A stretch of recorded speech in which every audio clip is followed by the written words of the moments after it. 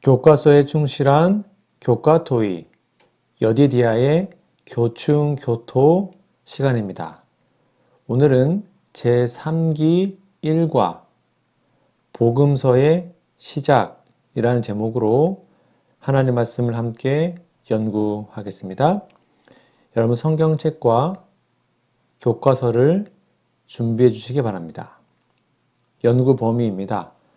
사도행전 13장 1절에서 5절 그리고 13절, 사도행전 15장 36절에서 39절, 마가복음 1장 1절에서 15절, 이사야 40장 3절, 다니엘 9장 24절에서 27절에 있는 말씀입니다. 성경 연구 범위, 특별히 성경 텍스트 본문을 꼭 펴서 읽어주시면 좋겠습니다. 기억전입니다. 요한이 잡힌 후 예수께서 갈릴리에 오셔서 하나님의 복음을 전파하여 이르시되 때가 찼고 하나님의 나라가 가까이 왔으니 회개하고 복음을 믿으라 하시더라.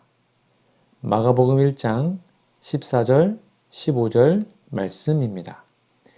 기억절 노래 들으시고 이어서 말씀 연구를 진행하겠습니다. 3기 1과 요한이 잡힌 후 예수께서 갈릴리에 오셔서 하나님의 복음을 전파하여 이르시되 때가 찼고 하나님의 나라가 가까이 왔으니 회개하고 복음을 믿으라 하시더라. 마가복음 1장 14, 15절.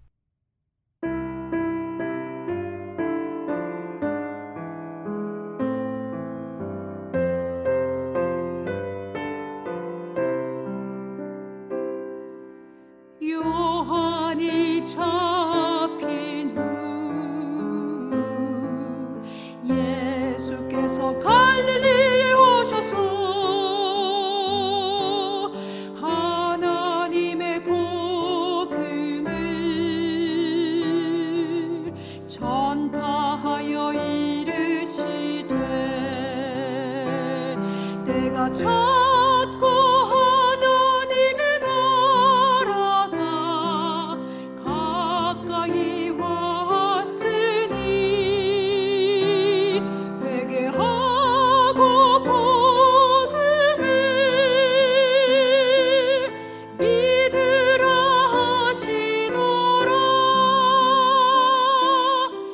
마가복음 1장 14, 15절.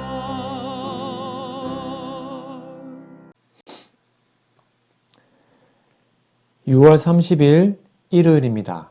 제목은 실패한 선교사. 자, 교과서 질문입니다. 사도행전 12장 12절을 읽어보라. 사도행전은 마가를 어떻게 소개하고 있는가? 여러분 사도행전이나 책에 보면 이 사도들이 마가를 마가라 하는 요한이라고 소개합니다. 이 마가는 마리아의 아들로 그의 어머니의 집은 초기 그리스도인들이 모여 기도하던 마가의 다락방 그 장소였습니다. 엘렌 화이트의 사도행전이라는 책에도 보면요. 마가가 젊은 나이에 예수님의 사역에 동참하게 되었으며 바울과 바나바와 함께 선교 여행을 다녔다고 언급합니다. 비록 초기에는 바울과의 의견 차이로 인해 어려움을 겪었지만 나중에는 바울에게 중요한 동역자가 되었습니다. 또한 재림교회 주석에서도요. 마가가 베드로와 깊은 관계를 맺고 있었고요. 베드로의 설교와 가르침을 통해 많은 영향을 받았다고 설명합니다. 그래서 마가복음은 베드로의 이야기를 듣고 마가가 대신 쓴 것입니다. 그리고 마가복음의 저자로서 초기 그리스도교회의 중요한 문서인 이 복음서를 기록한 인물이 바로 마가입니다. 요약하면 사도행전과 엘렌 화이트의 저서에서 마가는 초기 그리스도인 공동체에서 중요한 역할을 했던 인물로 소개되고요. 그의 집은 그리스도인들이 모여서 기도하는 중요한 장소였습니다. 밑에 있는 두 번째 질문입니다. 사도행전 13장 1절에서 5절과 13절을 읽어보라. 마가 요한은 어떻게 바나바와 사울과 관계를 맺었으며 그 결과는 어떻게 되었는가? 이 마가 요한은 바나바와 사울, 후에 바울이 되죠. 바나바와 바울이 성령의 인도하심을 받아 선교 여행을 떠날 때 동행자로 참여하게 됩니다. 그는 살라미에서 하나님의 말씀을 전할 때 바울과 바나바를 돕는 수종자 역할을 했죠. 그러나 밤빌리아의 버가에 도착했을 때 마가 요한은 예루살렘으로 돌아가게 됩니다. 왜 그랬을까요? 사도행적이라는 책에 보면 마가 요한이 이 시점에서 선교 여행의 어려움과 고난을 이기지 못하고 돌아가게 되었다라고 기록합니다. 이는 바울과 바나바 사이에 긴장감, 약간의 다툼을 일으켰고요. 나중에 바나바와 바울이 다시 선교 여행을 떠날 때 바울이 마가를 데려가는 것에 대해서 반대하는 원인이 되었습니다. 제림교 주석에서도요, 마가 요한이 이 사건 이후에 영성이 회복되어 결국 바울과의 관계를 회복하게 되었고, 나중에는 바울에게 중요한 동역자가 되었다고 설명합니다.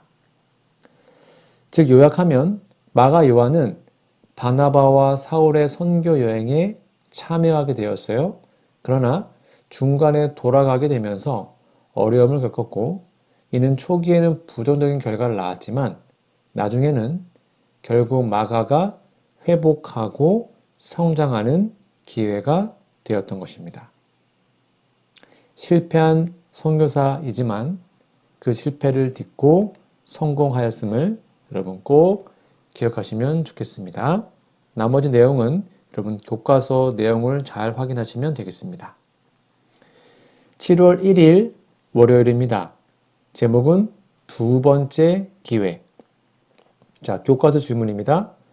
사도행전 15장 36절에서 39절을 읽어보라. 바울은 왜 마가 요한을 거부했으며 바나바는 왜 그에게 두 번째 기회를 주었는가? 꼭 읽어보세요. 읽어보면 답을 적을 수 있을 겁니다. 바울이 마가 요한을 거부한 이유는 앞서 사도행전 13장에서 마가가 선교 여행 중에 밤빌리아에서 그들을 떠나 예루살렘으로 돌아갔기 때문입니다. 바울은 마가가 그 당시 선교의 어려움을 견디지 못하고 중도에 포기한 것을 문제로 보았고요. 다시 선교 여행에 데려가는 것이 적절하지 않다고 판단했습니다. 물론 바울의 말도 나름 일리가 있어요. 그러나 바나바는 마가에게 두 번째 기회를 주고자 했습니다. 원래 바나바는 본래 사람들에게 격려와 지지를 아끼지 않는 성품을 가진 인물로 마가가 성장하고 회복할 수 있는 기회를 제공하고자 했죠. 그러니까 바나바의 말도 맞는 말이죠. 그래서 사도행적이라는 책에 보면 바나바는요, 마가의 잠재력을 믿었고 그가 다시 한번 사역에 참여할 수 있도록 돕고자 했다고 강조되어 있습니다. 그리고 제림교 주석에는 바나바가 마가의 재능과 헌신을 여전히 믿고 있었으며 그를 양육하고 성장시킬 기회를 제공하려고 했다고 설명합니다. 이는 바나바의 성품과 그의 믿음에 대한 신뢰를 보여주는 예시이죠. 즉 요약하면 바울은 마가의 이전 실패, 즉 도망간 것 때문에 그를 거부했지만 바나바는 마가에게 아직 어려서 기회가 없어서 경험이 없어서 그런 거다라고 잘 이해해주고 두 번째 기회를 주고자 했어요. 결국 바나바의 선택이 옳았죠. 왜요? 나중에는 마가가 회복되고 또 나중에는 바울에게도 중요한 동역자가 되었기 때문입니다. 밑에 있는 두 번째 질문입니다. 골로새서 4장 10절, 디모데후서 4장 11절, 빌레몬서 1장 24절, 베드로전서 5장 13절 읽어보라. 이 구절은 마가의 변화에 대한 어떤 구체적인 내용을 암시하고 있는가? 여러분, 성경절을 다 읽어보신 다음에 답을 적어보세요. 이 구절들은 마가의 변화를 잘 설명해주고 있는데요. 첫 번째, 골로새서 4장 10절은 바울이요, 골로새 교회에 마가를 영접하라고 명령하고 있습니다. 바로 마가가 바울과 다시 신뢰 관계를 회복했음을 의미합니다. 또한 바나바와의 친족 관계가 언급되면서 바나바가 마가에게 두 번째 기회를 준 것이 그의 회복에 중요한 역할을 했음을 시사합니다. 디모데후서 4장 11절에 보면 바울은 마가를 자신의 일에 유익한 사람으로 여기며 디모데에게 마가를 데리고 오라고 요청합니다. 이는 마가가 바울의 사역에 중요한 동역자로 변모했음을 보여줍니다. 바울이 마가를 다시 신뢰하게 된 것은 그의 성숙과 변화를 반영하고 있죠. 빌레몬서 1장 24절에 보면 마가는 바울의 동역자로 언급되고 있습니다. 이는 마가가 초대교회에서 중요한 사역자로 자리 잡았음을 나타냅니다. 바울과 함께 동역하는 자로서의 그의 위치는 그의 신실함과 사역에 대한 확신을 그리고 헌신을 보여줍니다. 그럼 마지막 베드로전서 5장 13절에 보면 베드로는 마가를 내 아들이라고 부릅니다. 이는 베드로와 마가 사이의 깊은 영적 관계를 나타내고요. 마가가 베드로에게도 중요한 제자이자 동역자였음을 의미합니다. 이는 마가가 교회에서 존경받는 위치에 있었고 그의 영적 성장과 성숙을 반영합니다. 요약하면 이 모든 구절들은 마가가 초기의 실패를 극복하고 바울과 베드로와 같은 사도들에게 중요한 동역자가 되었음을 보여줍니다. 그는 신뢰받는 사역자가 되었고요. 그의 헌신과 성숙은 교회 안에서 큰 영향을 미쳤습니다. 여러분, 하나님도 우리에게 이렇게 두 번째 기회를 주십니다. 아니요, 세 번, 네 번 더 많이 기회를 주시죠. 우리가 실패할 수 있어요. 근데 그 실패를 다시 일어나서 하나님께로 나아간다면 두 번째, 세 번째에는 하나님의 사역의 큰 일꾼으로 성장되어 있음을 기억하고 결코 포기하지 않는 우리 모두가 되기를 소망합니다. 자, 7월 2일 화요일입니다. 제목은 하나님의 사자인데요. 자, 교과서 질문입니다. 마가복음 1장 1절에서 8절을 읽어보라. 이 구절에 등장하는 주인공은 누구이며 그들은 무엇을 말하고 행하는가? 여러분, 답이 무엇입니까?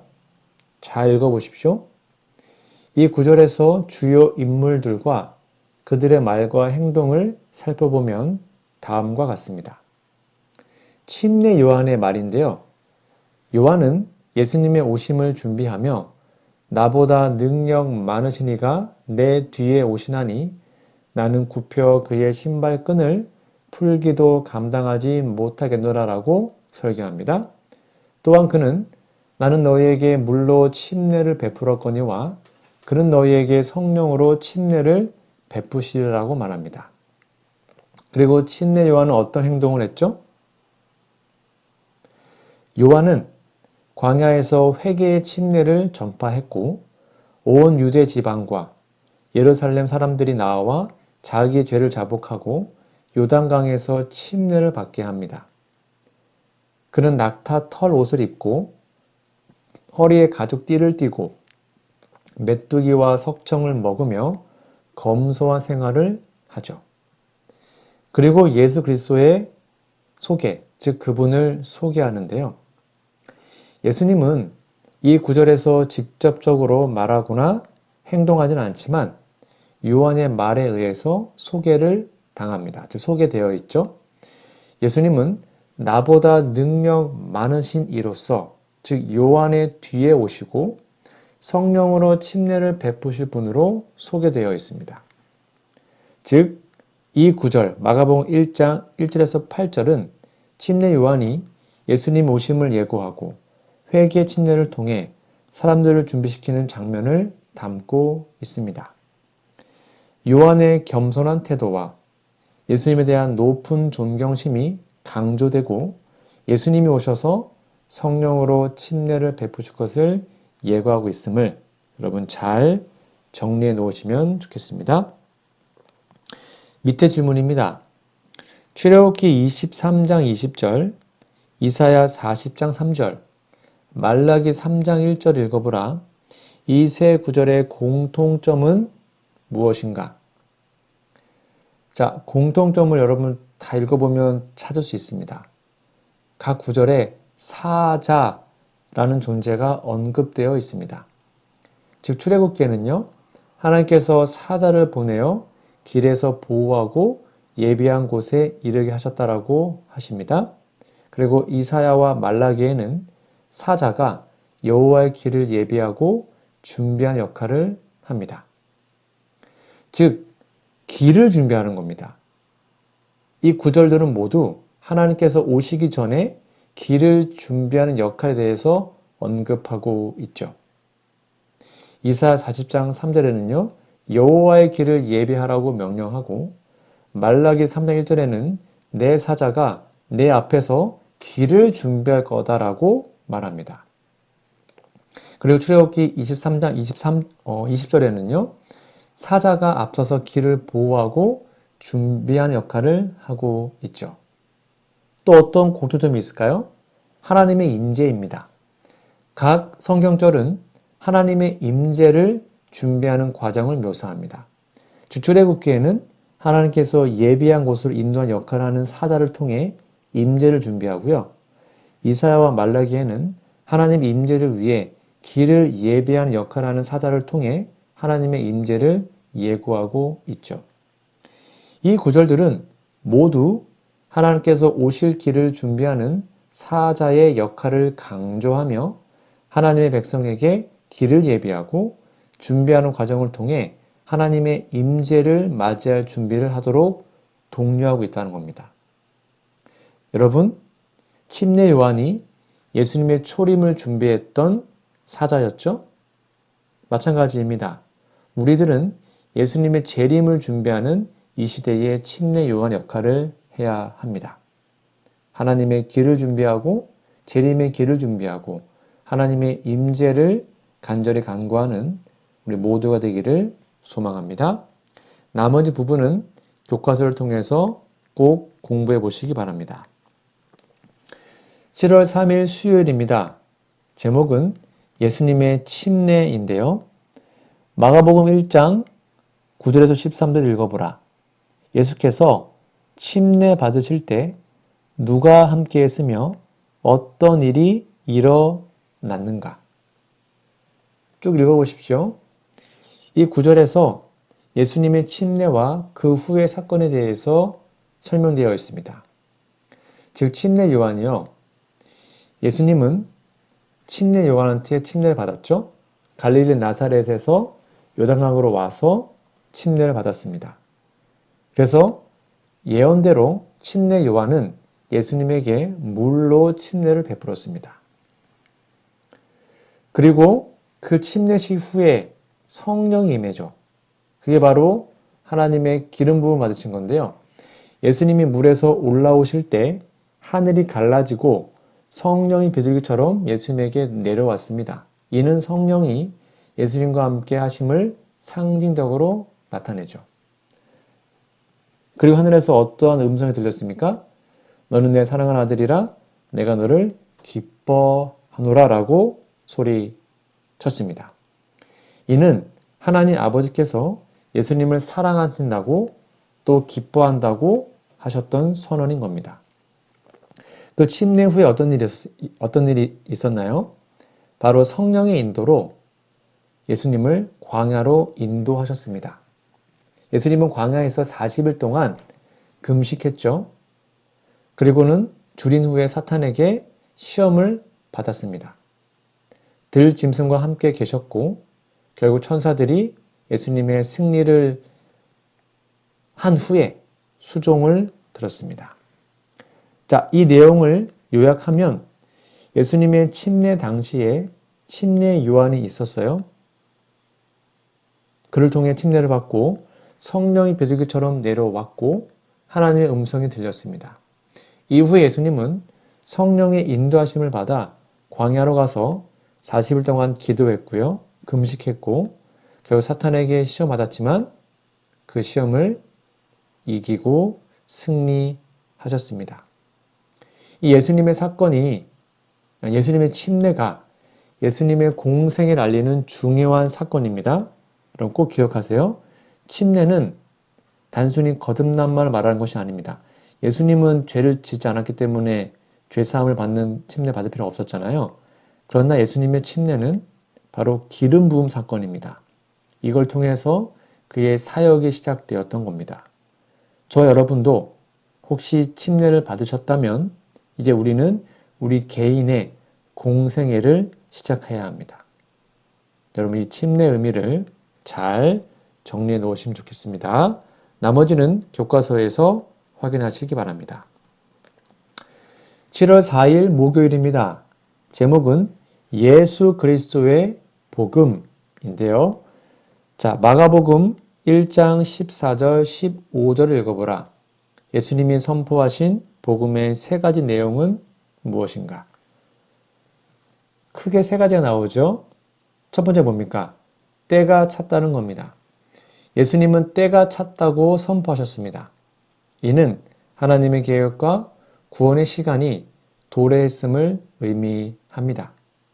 구약의 예언들이 성취되고 특별히 다니엘서 9장입니다. 70일에 여러분 교과서에 그림이 있어요. 잘 연구해 보십시오. 그것들이 성취되었고 하나님께서 구원의 역사를 이루실 시점이 되었음을 나타내고 있어요. 두 번째가 뭡니까? 하나님의 나라가 가까웠다는 겁니다. 예수님은 하나님의 나라가 가까이 왔다고 말씀하셨습니다. 이는 하나님의 통치와 주권이 임박했음을 의미하고 예수님의 사역을 통해 하나님 나라가 이 땅에 도래하고 있음을 나타냅니다. 그러니 어떻게 하라는 거예요? 세 번째, 회개하고 복음을 믿으라는 거죠. 예수님은 회개하고 복음을 믿으라고 명령하십니다. 이는 사람들이 죄에서 돌이켜 하나님께로 돌아와야 하며 예수님께서 전하시는 복음을 믿어야 함을 강조하신 것이죠. 회개는 마음과 삶의 변화를 의미합니다. 복음을 믿는 것은 예수님을 통해 주어지는 구원을 받아들이는 것을 의미하죠. 요약하면 예수님께서 전파하신 복음의 세 가지 핵심이 뭐라고요? 첫 번째, 때가 찼다. 예언된 때가 찼다. 그리고 하나님 나라가 가까웠다. 그리고 세 번째, 그러니 회개하고 복음을 믿으라는 겁니다. 이는 하나님의 구원의 계획이 이루어지고 있고 사람들은 회개하고 예수님 믿음으로 하나님의 나라에 참여함을 강조하는 것입니다. 이 예수 그리스도의 복음이 이제 우리의 복음이 되어야 합니다. 지금도 재림의 때가 찼죠. 예언이 거의 다 성취되었습니다. 지금도 예수님의 영광의 나라가 가까이 왔습니다. 그 당시에는 은혜의 왕국이었지만 이제 우리는 영광의 왕국을 기다리고 있죠. 그러니 뭐 해야 됩니까? 예수님의 명령대로 회개하고 복음을 믿어야 합니다. 그게 바로 새천사의 기별인 것이죠. 여러분 이 사실을 잘 정리해 놓으시고 나머지 내용은 교과서를 통해서 공부해 보시면 좋겠습니다. 저는 오늘 제1과 복음서의 시작이라는 제목으로 함께 은혜의 말씀을 나누었습니다. 연구 범위, 성경 본문, 특별히 마가복음 본문 자체를 여러 번 읽으시면 정말 도움이 됩니다. 꼭 읽으십시오. 그리고 기억절도 외우시면 좋겠습니다. 우리 다음 주에는요, 제2과 예수님의 사역의 하루라는 제목으로 하나님의 말씀을 함께 나누겠습니다. 다음 주까지 영육간에 강건하시고 우리 기도하고 교과토회를 마치겠습니다. 하늘의 친아버지, 저도 마가처럼 지치고 낙심하여 때로는 도망가려고 뒤로 물러서고 싶을 때도 있었습니다. 뒤로 물러가게 하는 마귀의 시험에서 승리하도록 도와주시옵소서. 부끄럽고 연약한 저를 붙잡아 주셔서 하나님의 편에 굳게 설 수 있도록 인도하옵소서. 우리에게 새로운 기회를 주심을 감사합니다. 실패하고 넘어졌을지라도 다시 힘주시고 변화하게 도와주셔서 하나님의 이름을 높일 수 있도록 하옵소서. 저를 일으켜 주시는 주님의 마음을 본받아 다른 사람을 사랑으로 대하게 하여 주시옵소서. 선지자들이 예언한 대로 구원의 계획을 이루는 주님의 사랑을 감사합니다.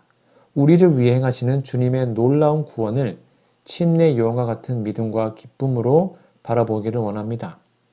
믿음을 더해 주옵시고 귀한 소식 충실히 증거하게 하옵소서. 우리를 위해 침례 받으신 예수님의 겸손과 사랑을 본받기 원합니다. 주께서 받으신 침례에 동참할 수 있는 주님의 제자가 될 수 있도록 생각과 행동에 함께하여 주옵소서. 날마다 십자가를 생각하며 진실한 하나님의 자녀로 살게 하옵소서. 하나님의 때를 이루며 순종하신 예수님의 약속하심과 사랑을 인해 감사합니다. 주님의 약속과 귀한 부름 앞에 부족한 종이지만 겸손한 마음으로 복음을 나누라는 부름을 따르기 원하오니 우리의 마음에 오셔서 약속하신 성령을 부어 주시옵기를 예수님의 이름으로 간절히 기도합니다. 아멘.